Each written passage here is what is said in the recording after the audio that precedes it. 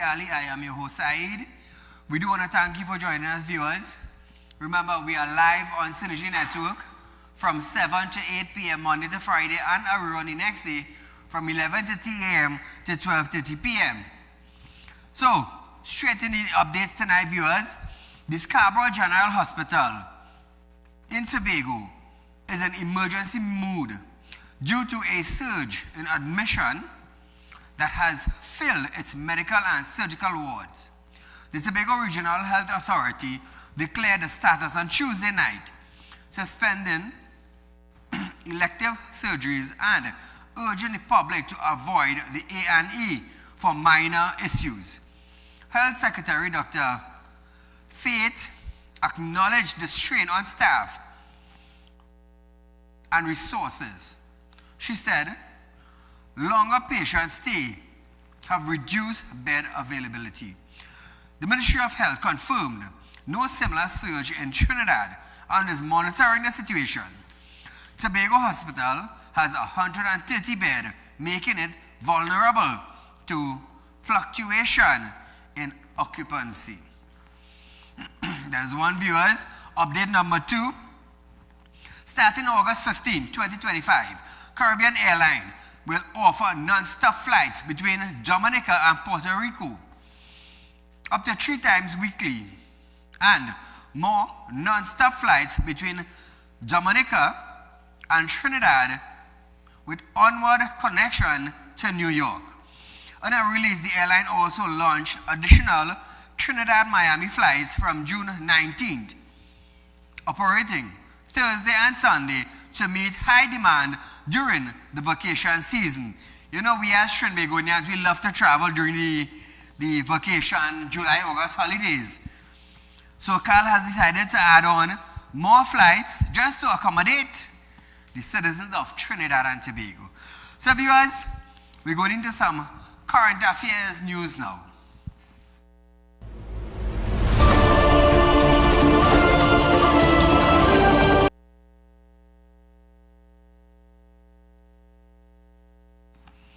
Cabinet Trinidad and Tobago, you will love this one.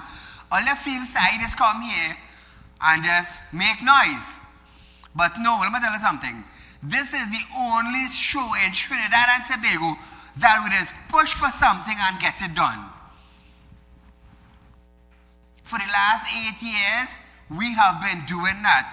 And you, the Trinbagonian citizens, have noticed that even those in outer countries who is watching Real Talk with Saeed in a different country would know when we at Real Talk here push for something, we just get it. Listen this.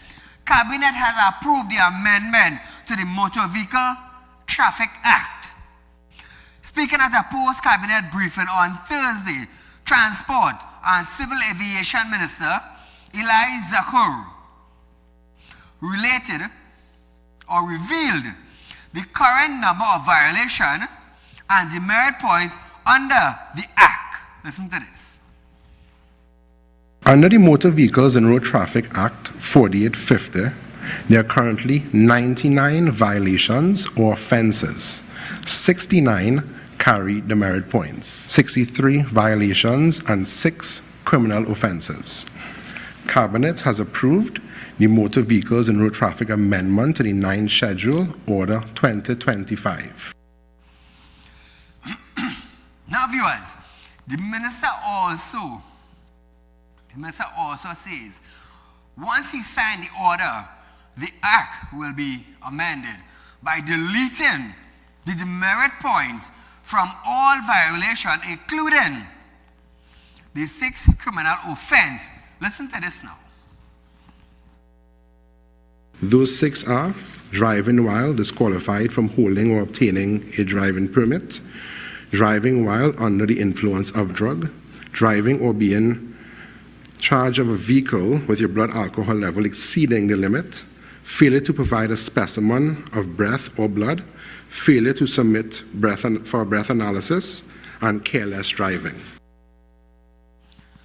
So trying to make I'll read that again. The minister says once he signed the order, the Act will be amended by deleting the demerit points from all violation, excluding the 6 criminal offense. So you have heard some of the offense that the demerit point will not come off. But nevertheless, Trinidad and Tobago is something we have pushed for. I mean, if you're driving drunk, I can't blame them if they hit your demerit point. I can't blame them for that. You understand? But nevertheless, viewers, most of the charges, you will not get demerit point. So we understand that. We understand that, and we're okay with it. I am okay with it. So I'm going to let my director play it one more time so you all will understand what Mr. Eli said. Those 6 are driving while disqualified from holding or obtaining a driving permit, driving while under the influence of drug, driving or being charge of a vehicle with your blood alcohol level exceeding the limit, failure to provide a specimen of breath or blood, failure to submit for breath analysis, and careless driving. So, Trinidad and Tobago, that is some of the criminal offense that the demerit points will be added on. So, if you know you don't want the demerit points, be careful on the road. That is all we can say. Be careful on the road. I did as much as I could for us, the citizens. Now, going to our main stories tonight. Former Commissioner of Police Gary Griffith is in full agreement with the Prime Minister's decision to raise the level or the legal age of gambling and marijuana use to 25 and over, and alcohol use to 21 and over. The announcement was made at Monday's UNC report in Penal. PM Kamala Prasad Bisesa said the law will be brought to the parliament. The former top cop said, despite the criticism that the government may face from this, it's in a step in the right direction for youth development. He complained that under the current law, where persons who turn 18 are considered legal, too many youths are in place they should not be. Gary. Many parents allowing their minors to go out on a Friday night. Arapita Avenue is littered with more persons under 18 years old in bars and clubs and restaurants purchasing alcohol than persons over 18 years old. Let's not talk about all those fetes they have in Brian Lara Stadium, the recent fete they had in Tobago, carnival fetes, band launchings, all-inclusive carnival bands. Who there, which bartender, which bar owner, which security officer, which police officer would stop and arrest persons from doing that? They don't. It does not happen. Now, viewers, Griffith said, this is more of a culture than anything else. And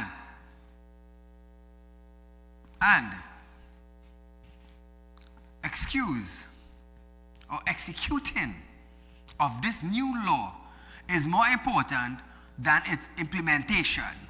He compared North America laws. Listen to Gary. I remember my son was 20 years old, 11 months, 29 days and 30 minutes. It was 11:30 p.m. before he was going into a nightclub.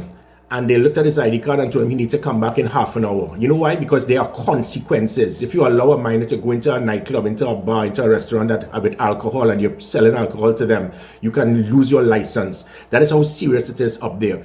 We need to do the same thing. We need to build that culture. Now Trinidad and Tobago, too many young individuals are caught up with alcohol.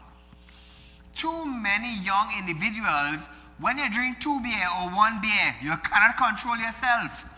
And being 18, 19, 20, drinking 2 beers and can't control yourself, that's madness. That's madness.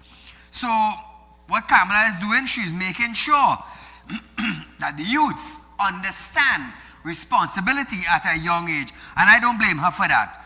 Now, Gary, he advised police officers to do their duty and enforce the law when necessary. So, question for tonight. Do you agree with the Prime Minister's decision to raise the legal age for gambling, marijuana, and alcohol? Let's hear what you have to say, viewers. as our show goes on. Switching gears. Although the opposition is not against increasing the age limit when it comes to the consumption of alcohol and marijuana, it is calling, however, for greater transparency before they can support the bill. Speaking at the PNM conference on Wednesday, Opposition Senator Faris El-Rawi made a plea with the government to inform the public of the legal consequence of this amendment. Faris. We call for the data on the adjustments to the marijuana utilization by age, for alcohol as well. We ask what the legal consequence is going to be. Where are you diverting people who are in offense to the law? Are we going to be driving children into an underground, or young adults into an underground economy which will exacerbate crime and security? No, Faris, no, Faris. Calm down yourself. You go get dressed now. Relax. Now, viewers, he said, the government must consider that young people won't be able to acquire a certificate of character nor a job if they have conviction, and instead offered suggestion. Listen to this. Are they going to go into drug treatment? Are they going to go into peer resolution? They're not children, so there's a problem inside of there. What do the racial, ethnic, and socioeconomic dynamics demonstrate in that data pool? What are they? Who are going to be affected? How are we going to enforce the law? So I want to say, Trinidad and Tobago, would you allow your 18-year-old son to smoke marijuana? Would you allow your 19-year-old son to smoke marijuana? Would you allow your 19-year-old son to drink 2 beer and walking down the village and cussing everybody? Would you allow that as a parent? No, you would not. You would not.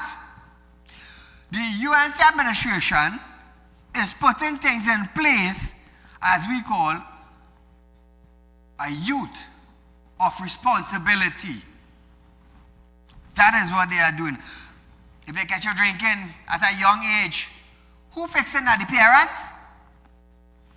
Parents can't even control their children when they go to school. What do you think they're going to tell them about drinking alcohol?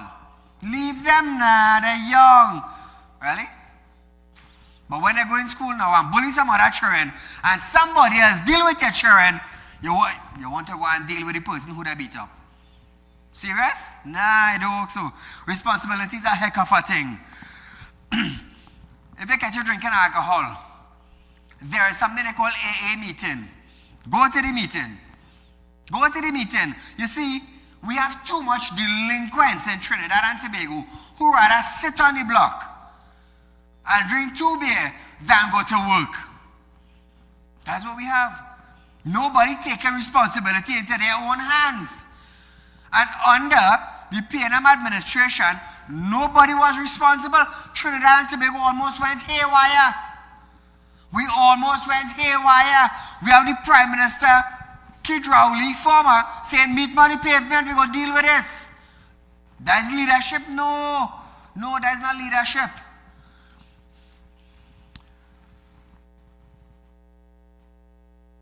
Faris, he called on Attorney General John Jeremy to take a look at the National Youth Development Agency, which he described as a very good law in the Legislative Review Committee. Faris, one more time.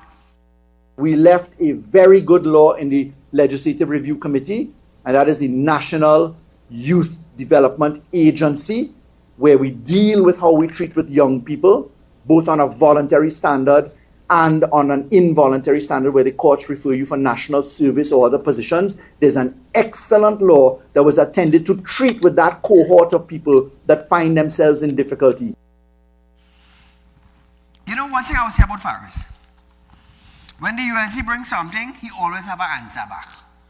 Always, right? But what about when the PNM was there?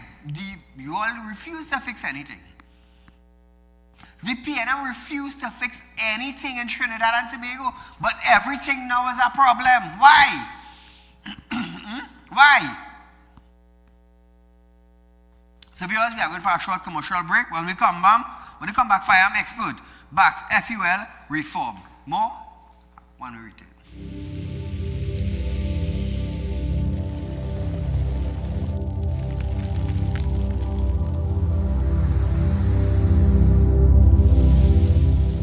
We'll be right back. When life throws you a curveball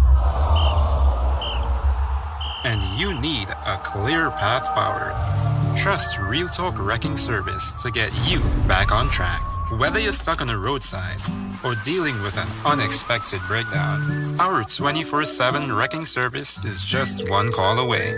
Fast response, reliable towing, and a team that's got your back. At Real Talk Wrecking Service, we don't just tow, we rescue.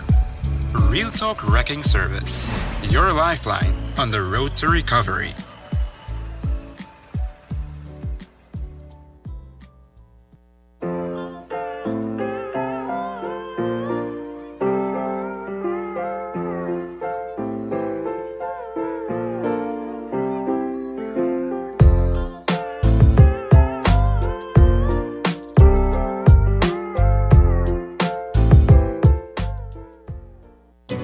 Real Talk Financing is offering you 5% on a fixed deposit for 5 years and over, with upfront interest. Contact our central office at 238-6716 or our San Fernando office at 242-9944. You don't want to miss this great opportunity. Invest today and watch your investment work for you.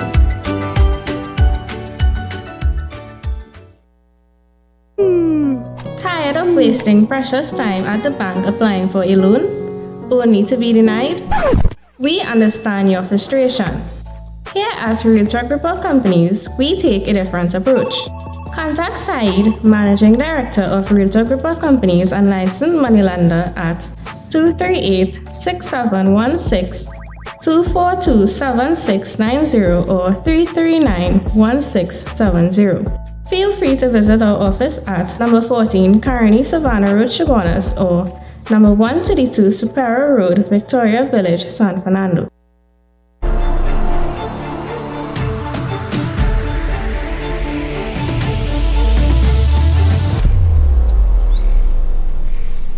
At Real Talk Studios, we dedicate our time to highlight the glaring issues we face within our community. Catch us live every Wednesday between 7 to 8 p.m. Real Public Concern. Because your concerns are meant to be heard. Send your email to realpublicconcerns@gmail.com.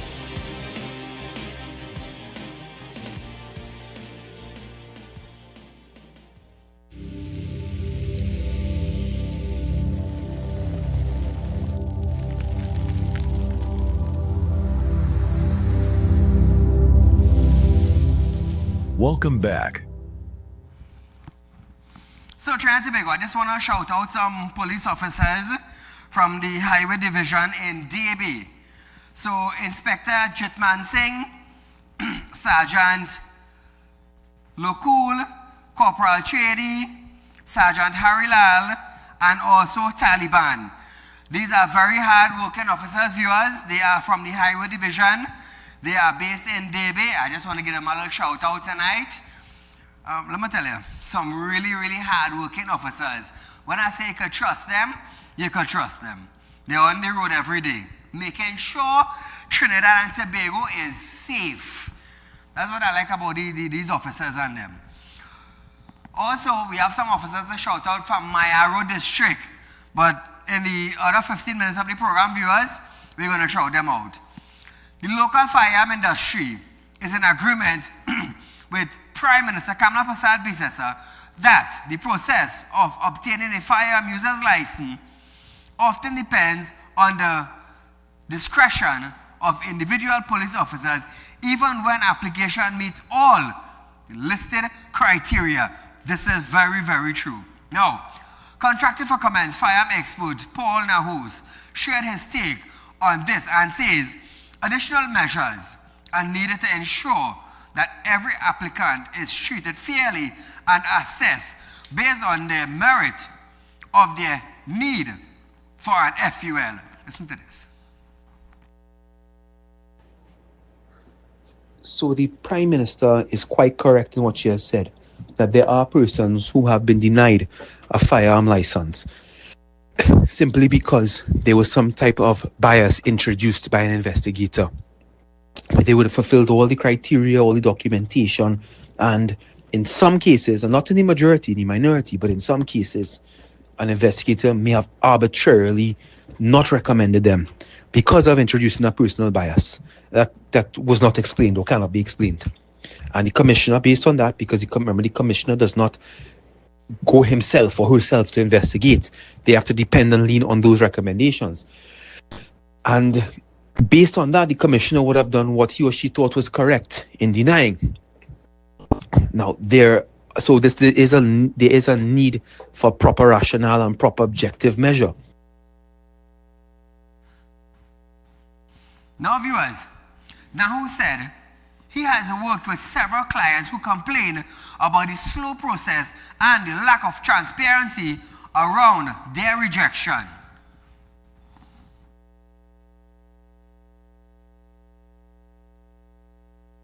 There is also cases like this where, I represent people before the appeal board, and I have several clients before the Firearm Appeal Board currently, where investigators would have duly recommended them and properly recommended them after, in some cases, multiple investigations they were put through by different investigators due to, of course, lags in the system. And they would have still been denied by the commissioner for an arbitrary reason or something that is not in line with the purpose of the investigation and so on. So there are different things that need to be addressed, such as the standardization of the investigators' reports and the review of it. Those things need to be standardized to pick sense from nonsense. And I know that the government is looking to change legislation. It's yet to be seen what form that would take.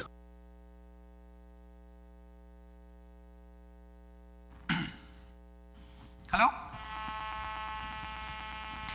Sticky, get it, click.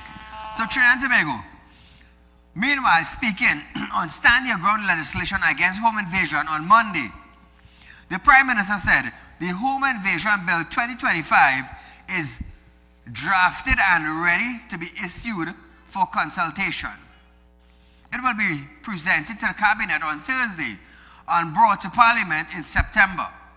When the legislation is implemented, Pasal Bisasa said amendment will be made to the Firearm Act to make it easier to access legal firearm. Listen to this.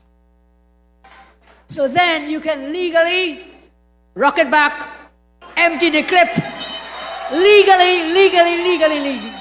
To defend yourself, to defend your family, to defend your home, your property, and your loved ones. We believe that once a law-abiding citizen has the necessary documentation in order, that citizen should be allowed to obtain a firearm permit.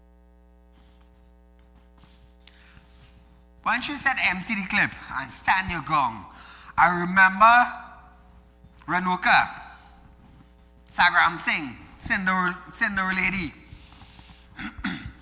She telling Trinidad and Tobago that they made supporting no stand your ground legislation.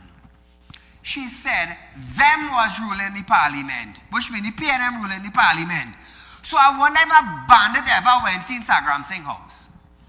I wonder if Sindura or somebody ever stick a gun to she head or she family. I wonder if she ever had to walk the road in fear or travel in fear. We don't even hear about Sindura again. All the talk on platforms. Where are they today? Where are they today? Have they done anything for Trinidad and Tobago? As I say, I wonder if they ever went under a real gun. It's sad, eh? It's sad. My son was almost kidnapped, so I know how it feels. So stand your ground is something I have been pushing for too. And I just always say, drop my fence. Me a study no minister, me a study no police, and I killing your stone dead. I just tell everybody that on national television. Drop my fence, I'm dealing with you. I'm dealing with you. I don't care who you is. Call her good night. Good night, my lord. How are you going? Prem, the call to this started. I'm sorry I can't take it. I barely hear you. I just recognize your voice a little bit. So viewers,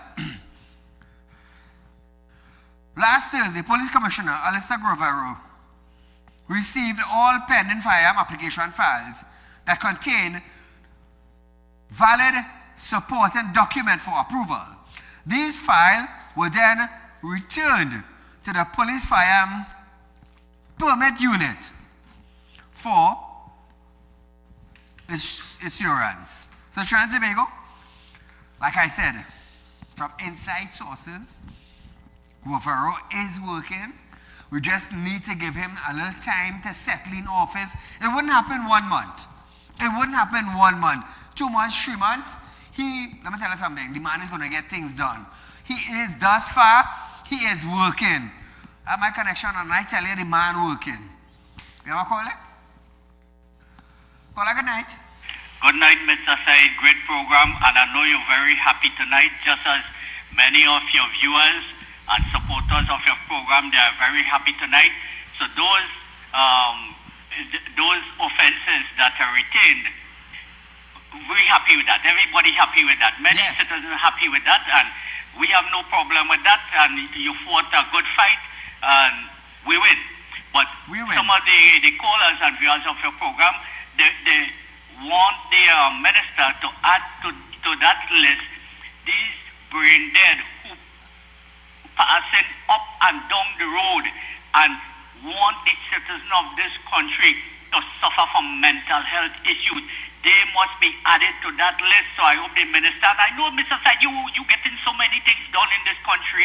You're going to get it done. Yes. But we just have to talk about it now. And as you know, if you stay dumb and silent, well, you support the crime and so on in the country. So you and your program, you're pushing and you're talking. People highlight it on your program, man, and you're doing a great job, man.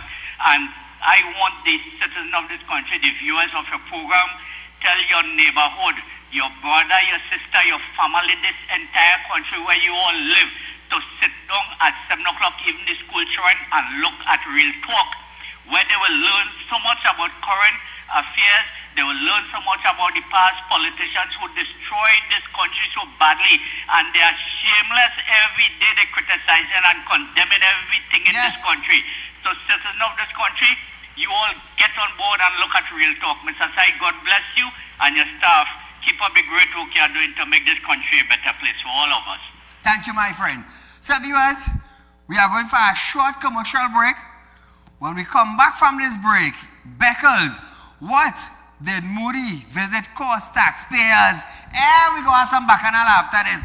When Moody come down, when Prime Minister was in power, Kid Rowley, did he give us the cost? More when we return.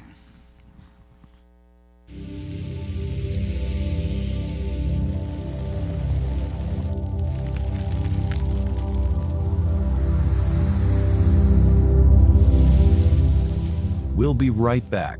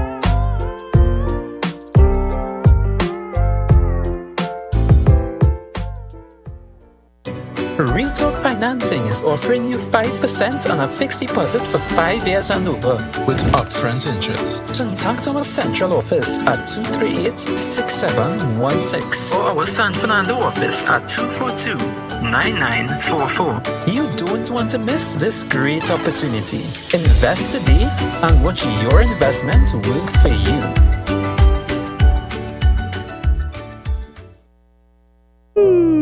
Tired of wasting precious time at the bank applying for a loan, only to be denied?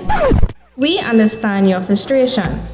Here at Real Talk Group of Companies, we take a different approach.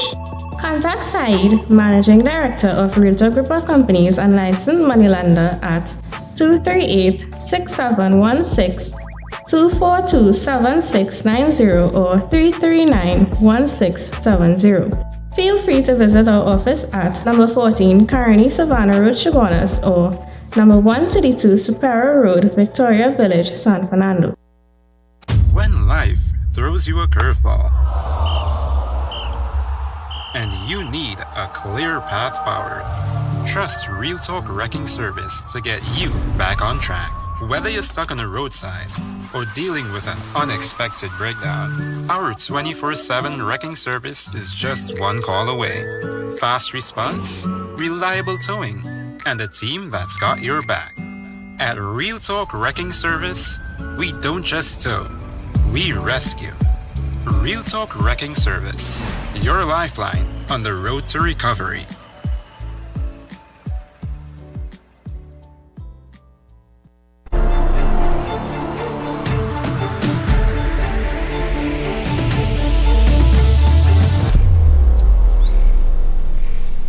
At Real Talk Studios, we dedicate our time to highlight the glaring issues we face within our community. Catch us live every Wednesday between 7 to 8 p.m. Real Public Concern. Because your concerns are meant to be heard. Send your email to realpublicconcerns@gmail.com.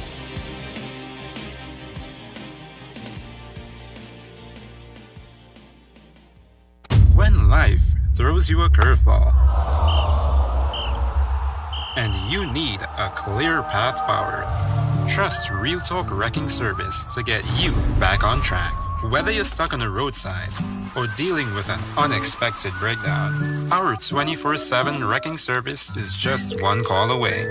Fast response, reliable towing, and a team that's got your back. At Real Talk Wrecking Service, we don't just tow, we rescue. Real Talk Wrecking Service, your lifeline on the road to recovery.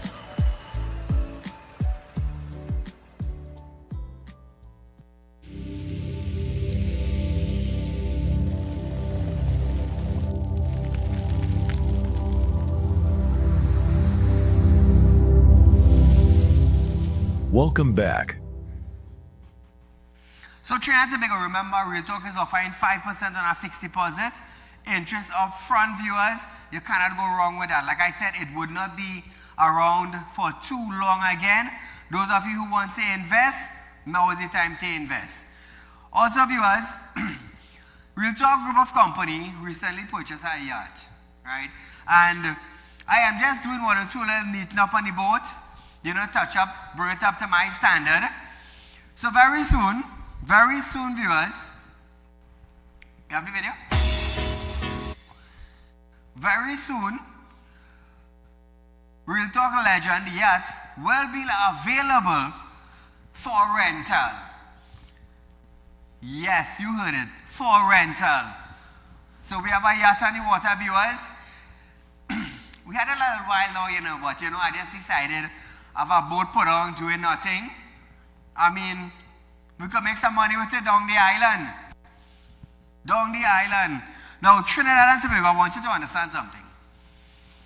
When Real Talk does down the island tour, majority of the money that is being made from this boat, when you hire this boat or rent this boat to go down the island or to go on a cruise, almost 50%, 60% of the money will go towards charity.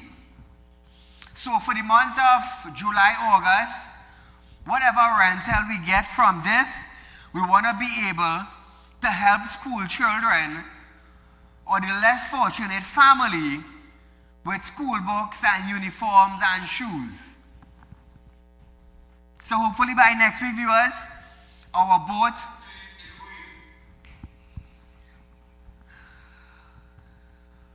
by next weekend, viewers, the boat will be ready for rental. And like I said, whatever rental we get from July, August, we are going to try to help school children, the less fortunate, with their books to go back to school.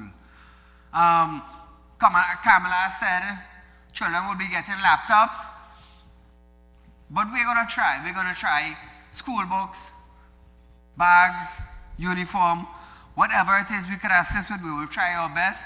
Like I said, Trinidad and Tobago, whatever rental we get in the July, August, we're going to try to assist. So those of you who wants to be part of this, call me, 339-1670 side. We want to rent the yacht. We're here for going to charity. Let me tell you something, I will be most pleased. I will be most pleased. Most of you know, every month, every 2 months, we give away almost $100,000 in hampers, grocery, we just give out. I do not call names, I do not show people a house. That's not my thing. Putting people on the spot for food, nah, that's not my thing, that's not my thing. We just give it out. People receive sometimes every month, every 2 months from us. And you know, me being a Muslim, I believe in charity. Charity is a pillar that I grew with, and that is just me. So viewers, from next weekend, the next Monday, the boat is going to be available for rent down the island, tours. You want to support our drive for the July-August vacation? From next week Monday, we're going to start it. So, I have some officers in Mayaro I want to shout out. These officers, let me tell you something. They're working very hard to make sure that Mayaro is safe. Mayaro CID. Officers from Mayaro CID. The TTPS K9 Unit Coordinator. Senior Superintendent Paponet. And Supervisor Sergeant Mohammed, Corporal Jaikaran, PC Ram Kisoon, PC Sarabjit, PC Sutherland, WPC Francis, PC Megor, I hope that's the correct name, WPC Mentor, PC Francis, PC Ramuta, WPC Ali, Ramharak, we have WPC Charles, and PC Filbert. Now, Trinidad and Tobago, these officers, right, together with the TTPS K9 officer, had a raid on Sunday gone. They held 3 individuals with firearm, drugs. So I just decided to highlight these officers, right, tonight to let them know, well, hey, even though side in the central, we appreciate what all they're doing in the Mayaro area. From the K9 unit, we have Scott, WPC Pierre, and the dogs. So Trinidad and Tobago, they went on a raid Sunday going, they get shotgun, they get cartridge, some with drugs, some with guns. They made a nice turnout last week. So viewers, I just want to shout out the officers from the Mayaro CID. So tonight we just want to big up you guys. We know you're working overtime, trying to get things in place, trying to make sure Trinidad and Tobago is safe. So you all, when you go out, be safe. Always be alert. That's one thing. Always be alert. So viewers, in the coming weeks also, we are going to shout out police officers in Trinidad and Tobago who are trying their best to keep crime down, to keep the community safe. We have decided to do that. So if there are stations in Trinidad and Tobago, or they're making raids throughout Trinidad, you want to get a little shout out, you want Trinidad and Tobago to know that, hey, trust TGPS, we're trying to get the job done as best as we could. Remember, they have family also, viewers. And every day they come out to work, they risk their life. They risk their life. But nevertheless, they have taken the oath to try and protect. I can't say protect, they're trying to protect citizens. Even though their motto is to protect and serve, they're trying their best. But nevertheless, as we go back to our program tonight, Opposition leader Penelope Beckles has called on the government to tell the country, echoing, to tell the country the cost to taxpayers for the last week official visit by India Prime Minister Narendra Modi. After criticizing the government for putting CPEP workers on the breadline, Beckles said the cost of Modi visit from July 3rd and 4th must be publicly disclosed when the parliament resumes in September. Listen to Beckles. But we are waiting very patiently, because when Parliament opens again, they will tell the people of Trinidad and Tobago what it costs to the taxpayers for the Honorable Prime Minister of India to visit Trinidad and Tobago. It is very interesting that you come to the Parliament and you tell the people of Trinidad and Tobago, the PNM spend out everything. The economy crash. We have no money. We waiting. Pay attention. So now, Penelope, I want to ask you now, when Modi visited Trinidad and Tobago, when Keith Rowley was the Prime Minister not too long ago, did you all discuss how much it costs taxpayers of Trinidad and Tobago?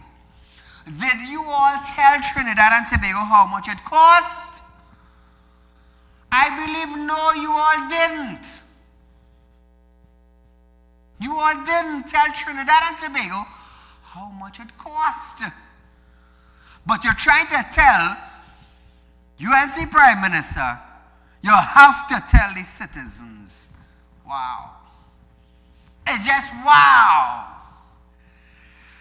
So what I want you to do, Penelope, is do a little research, do a little bookwork. It was in the PNM administration when Modi visited Trinidad and Tobago. I believe it was May last year. May last year, when Modi came to Trinidad to meet Prime Minister, how much did it cost taxpayers? So go back, do a little paperwork, come and tell Trinidad and Tobago how much it costs taxpayers, and maybe Kamala will tell us how much it costs. You see, there's something that the old people used to say, and we use it as a present day term. Do so and like so. May I vex in a penny? Trinidad and Tobago must know how much it costs. Taxpayers. For the third and the fourth Modi visit. But what about when he came on the prime, when Rowley was there? Come out and tell Trinidad and Tobago now. Come out!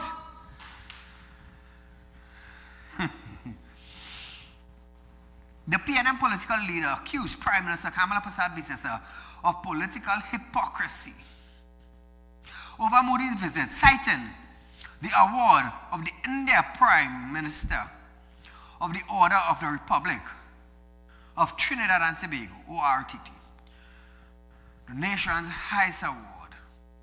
She went on to criticize the government use of diplomatic center in St. Anne's during Modi's visit.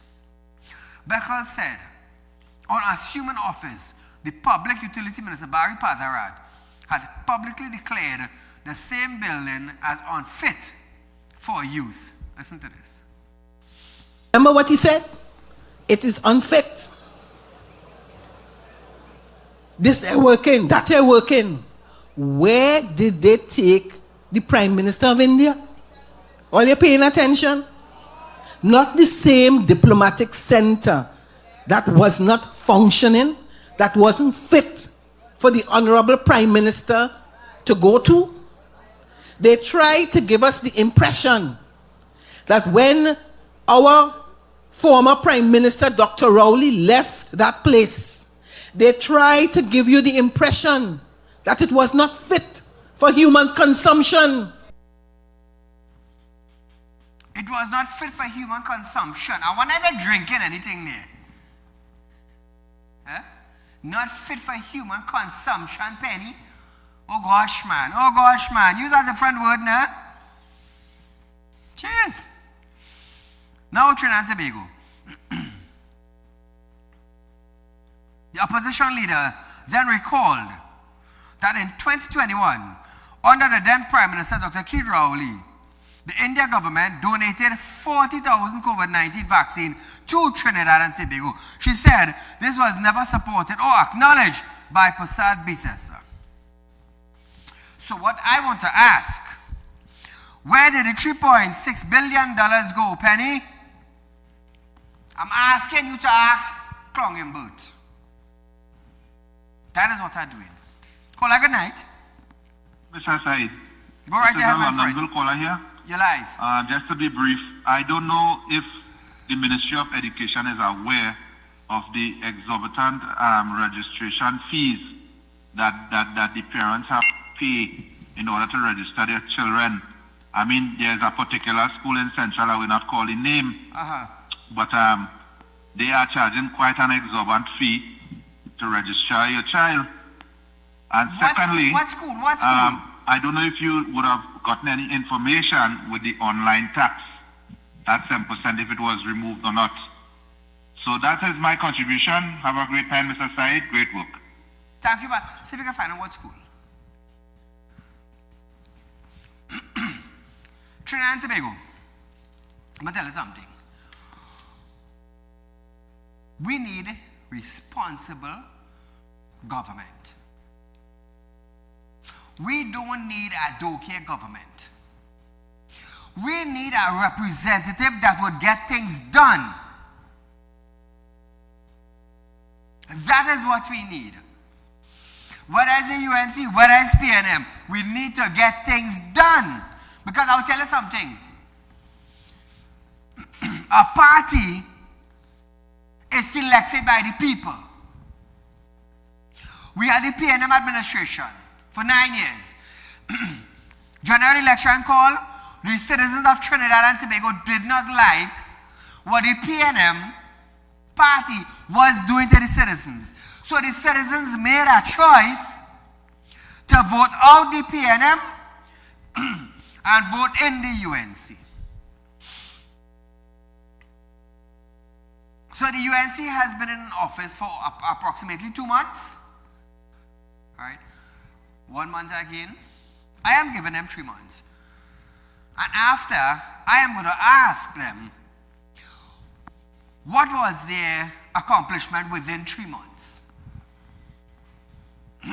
This is what I'm going to ask them. So I'm giving them 90 days or 100 days to settle in office, find out who's their staff, document in order, transparency, equal opportunity, every creed and race find an equal place. So the first 100 days I side, I'm giving them that time. I am not going to rush them or bad talk them or turn them down or imagine 9 years. 9 years the PNM was in government. And the UNC government is only in power about 2 months now. And I hear ministers, former ministers, calling the UNC ministers bandit. 9 years. All you run Trinidad and Tobago. Right? 9 years. 2 months now. Another party took over. All of them calling them bandit. Bandit should rob all you. It's sad. You was there for 9 years. For 9 years, you labeled UNC. Oh God, Kamala, and Kamala to blame, and Kamala to blame, and Kamala to blame, and Kamala. And you went on. You went on, ministers. Keith Rowley, leave all you now. You know, you're still blaming UNC. Because I heard some ministers on platform. Let me tell you something. It's degrading to listen to them. It sucks. It stinks. The UNC is banned. How the UNC is banned when they're only in office 2 months now? They're still trying to get paperwork together. Let me tell you something. For big, hard head individuals, ministers in the PNM administration, let me tell you something. All they had no shame. Long time. Old people used to say, dog eat out all their shame. It's sad. But nevertheless, for the last 8 years, I have been on TV supporting my program, and we got a lot of legislation and amendment pushed and passed for Trinidad and Tobago. You want to know why? You want to know why? I kept pressing. I kept pressing. Why we need this? Why we need that? Why we need next? I'm telling you what I want, and I'm giving you the reason. Today, the merit point system has been deleted. There are 6 criminal offense charges that are going to carry the demerit point system. For global, you ain't getting no demerit point system. You ain't getting that. You go down the road and your tire smooth, you ain't getting no demerit point system. So I want to thank Eli. Who knows, he maybe just watching the show. Because I know a lot of government ministers watch this show. I do. But I just want to remind you all, Trinidad and Tobago, I am not a supporter of political party. I am not an independent senator. I am an individual in Trinidad and Tobago standing up for 1.4 million people. And I get my things done. But that's just me. That's just me. The grace of God is upon me. And I will continue here for the next 10 years getting things done for Trinidad and Tobago. That is what I will do. So we want to talk about the Education Ministry roll out AI-ready laptop. So viewers, the Ministry of Education, Dr. Michael Dowlett, have stated that 18,000 high-performance laptops will be distributed to Form 1 students as part of the government digital transformation plan for high schools.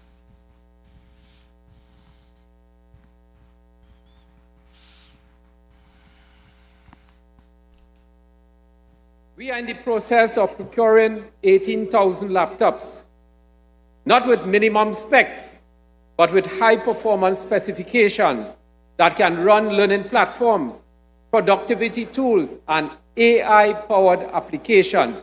Our laptops will be AI-ready. These are not hand-me-down devices. They are future-ready machines that will empower students to compete globally. Well, Gasby Dolly, who wanted to know what type of laptop? Well, you just heard it. However, Dowlett criticized the PNM laptop initiative, claiming it delivered just over 5,000 underpowered devices that failed to meet the 21st century learning needs. On infrastructure, Dowlett said 279 schools were found in despair. He accused the PNM of abandoning 93 school project started under the UNC between 2010 and 2015, even though 1.2 billion had already been spent. Dowlett. We found over 279 schools were left in a state of disrepair. Leaking roofs, termite-driven beams, broken water tanks, collapsing classrooms. And let us not forget, there were 93 schools that were abandoned. Those schools were started under the UNC government between 2010 and 2015. And over 1.2 billion was already spent on with those contractors working. And those projects, those 93 projects, were deliberately abandoned by the PNM. And some of those schools were already over 90% completed. Now, viewers, government will also begin repair works on UWI Debe campus shortly, says Prime Minister Kamala Prasad Bisesa. Showing pity from a campus store, she said that in phase 1, a consultant will provide an assessment of completion for the existing campus. We will begin work on this campus shortly. I'm telling you, we will begin work. We will engage a consultant who will then provide a scope of work for repairs and completion of the existing campus. First, we had to go in and see what's there. My ministers went, I think it's pictures on your screen, Minister Munilal, Minister Prakash Prasad and others visited the campus fairly recently. And we have to find out what is good and what is not good and what needs to be fixed. So the first thing, we will hire a consultant to do an assessment of what the scope of works would be. That will be phase 1. So, Trinidad and Tobago, the PM then stated that would take place in the second phase. So, let's say what the second phase would be like. And I give you this assurance, God willing, that will happen sooner than later in this vacation time, school vacation time. And then we will go to phase 2 when the scope of works is identified to see what exactly now needs to be done. So the consultant will be brought on board in July. We believe repairs can begin in August and can continue thereafter. So Debe campus, I have not forgotten you. So Trinidad and Tobago, hopefully soon, within a few months' time or before the end of the year, the Debe campus would be available for students of the South area. Viewers, we are out of time for tonight, but nevertheless, our run of this program is at 11:30 to 12:30 tomorrow, and we'll be right back here for another show. Until then, good night.